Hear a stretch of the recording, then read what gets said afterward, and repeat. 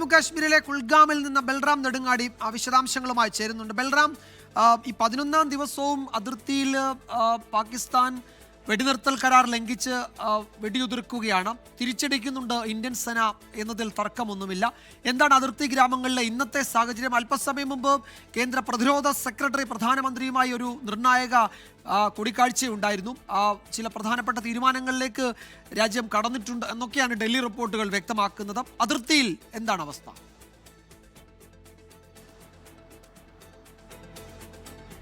വിജയകുമാർ, ഇന്ത്യയുടെ അതിർത്തി മേഖലയിൽ അതീവ ജാഗ്രത തുടരുകയാണ്. പാകിസ്ഥാൻ തുടർച്ചയായി പ്രകോപനം 11ാം ദിവസവും ഉണ്ടാക്കുന്നു. ഇന്ത്യൻ പോസ്റ്റുകൾക്ക് നേരെ 8 പോസ്റ്റുകൾക്ക് നേരെയാണ് ഇന്നലെ രാത്രി വെടിവെപ്പുണ്ടായത്.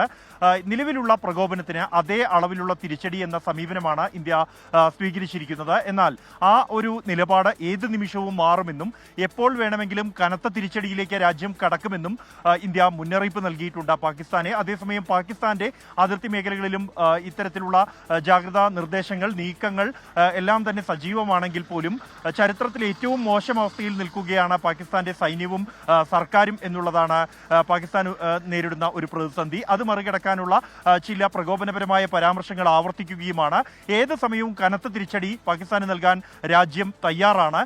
അതേസമയം ഇന്ന് ഈ പഹൽഗാം ഭീകരാക്രമണവുമായി ബന്ധപ്പെട്ട പാക് ഭീകരർക്ക് വേണ്ടിയുള്ള തെരച്ചിൽ കുൽഗാം വനമേഖലയിൽ തുടരുകയാണ്. ഞാനിപ്പോൾ ഉള്ളത് അബ്ദൽ വാട്ടു വനമേഖലയിലാണ്. ഇവിടെ ഇന്നലെ മുതൽ ഒരു പാക് ഭീകരവാദികൾ ഒളിച്ചിരിക്കുന്ന ഒളിത്താവളത്തിന് വേണ്ടിയുള്ള തെരച്ചിലായിരുന്നു. അതിന് വഴികാട്ടിയായിരുന്ന ഇംതിയാസ് അഹമ്മദ് മഗ്രു എന്ന യുവാവാണ് മരിച്ച നിലയിൽ കണ്ടെത്തിയത്. ഇയാൾ ഏപ്രിൽ 23-ന് ഒരു പാക് ഒളിത്താവളം പോലീസിന് കാണിച്ചു നൽകുകയും അവിടെ നിന്നും ഭീകരവാദികളെ കാണുകയും അവർ പോലീസിന് നേരെ വെടിയുതിർത്ത് രക്ഷപ്പെടുകയുമായിരുന്നു. ആ ഒളിത്താവളത്തിൽ നിന്നും തോക്കടക്കമുള്ള ആയുധങ്ങൾ കണ്ടെത്തിയിരുന്നു. തുടർന്ന് ഇന്നലെ ഈ ഒരു വനമേഖലയിൽ, ഈ വനമേഖല എന്നുള്ളത് ഈ കുൽഗാം ജില്ലയിൽ ആണെങ്കിൽ പോലും തൊട്ടടുത്ത് ഉള്ള ജില്ലകൾ ഭീകരവാദ സാന്നിധ്യം ഏറെയുള്ള അനന്ത്നാഗ് ജില്ലയോട് ഉൾപ്പെടെ ചേർന്ന് കിടക്കുന്ന ഒരു പ്രദേശമാണ്. ഈ വനമേഖല എന്നുള്ളത് ആകട്ടെ പഹൽഗാം വനമേഖലയുമായി ചേർന്ന് കിടക്കുന്ന ഒരു മേഖലയാണ്. ഏതാണ്ട് 65 കിലോമീറ്ററോളം ഈ വനമേഖല അപ്പുറമാണ് പഹൽഗാം സ്ഥിതി ചെയ്യുന്നത്.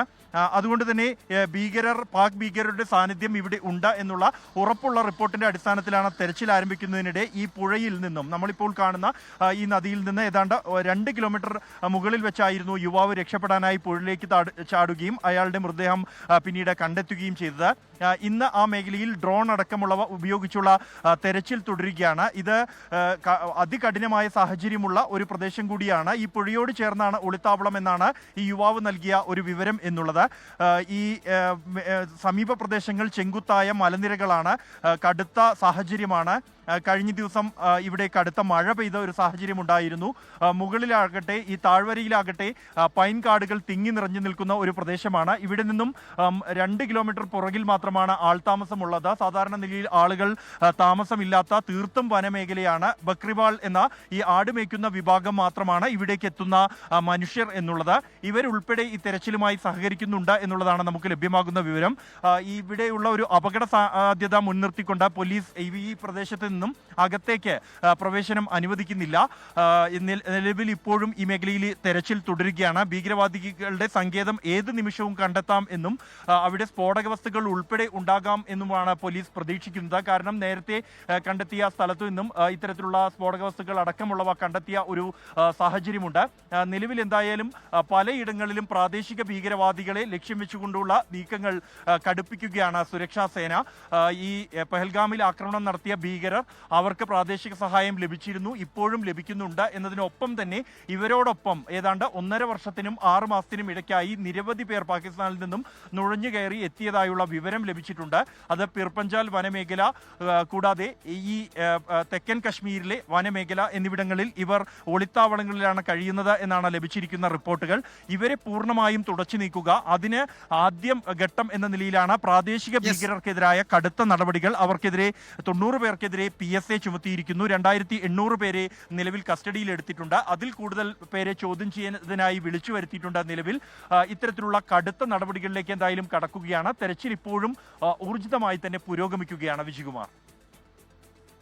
യെസ്, ബൽറാം നെടുങ്ങാടി വിവരങ്ങൾ നൽകിയത് കുൽഗാമിൽ നിന്നാണ്. അവിടുത്തെ അതിർത്തി മേഖലയിൽ നിന്നാണ് ബൽറാം വിശദാംശങ്ങൾ നൽകിയത്. ബൽറാം നിൽക്കുന്ന ആ കുൽഗാം മേഖലയ്ക്ക് അപ്പുറത്ത് ഇന്ന് വലിയ പരിശോധന സേനാ വിഭാഗങ്ങൾ നടത്തുന്നുണ്ട്. അതിന് തൊട്ടടുത്താണ് ഈ വിവരങ്ങൾ അറിയാമെന്ന് സുരക്ഷാ സേന കരുതുന്ന യുവാവ് രക്ഷപ്പെടാൻ ശ്രമിക്കുന്നതിനിടെ പുഴയിൽ മരിച്ചു എന്ന് കരുതുന്ന അയാളുടെ മൃതദേഹം ഇന്ന് കണ്ടെത്തുകയും ചെയ്തിട്ടുണ്ട്. ആ മേഖല നിർണായക കേന്ദ്രമാണ്. ഞാൻ നേരത്തെ സൂചിപ്പിച്ചതുപോലെ പ്രതിരോധ സെക്രട്ടറി ഇപ്പോൾ പ്രധാനമന്ത്രിയെ കാണുന്നു, ചർച്ച നടത്തുന്നു എന്നവരും കൂടി ഡൽഹിയിൽ നിന്ന് വരുന്നുണ്ട്.